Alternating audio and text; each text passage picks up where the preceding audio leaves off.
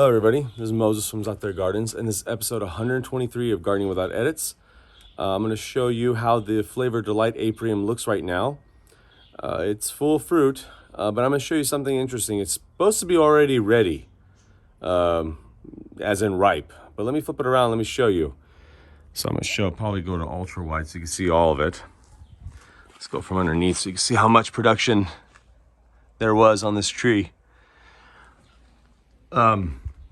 I don't thin my pluots and I don't thin my apriums, so they're both half and half. They're half plum, half apricot. But let me show you what I'm noticing. You see how it's still green? The fruit? Well, this doesn't have much sun on it. So let me show you the one that has some more sun. Hopefully there's some more color to it. You see it's starting to show color, but watch, I swear if a lot of fall off. Okay, good. But if I peel it off, you can still see green. They're supposed to be bright reddish orange right now. Like you can see right, not even on this one. You see the red? It's supposed to be a lot of red. And the reason why I think that's happening is a lot cooler weather than normal. Today it's 78 or 79 degrees. And next weekend it's 83.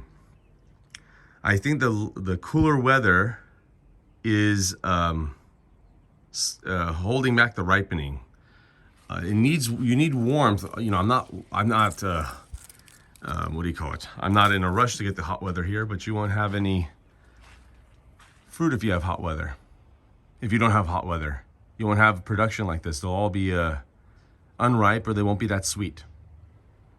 So you need that heat, but that's what's happening with me at least.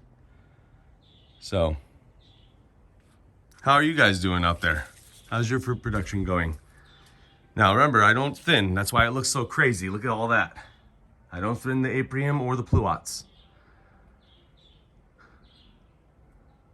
Happy gardening, everybody. Bye.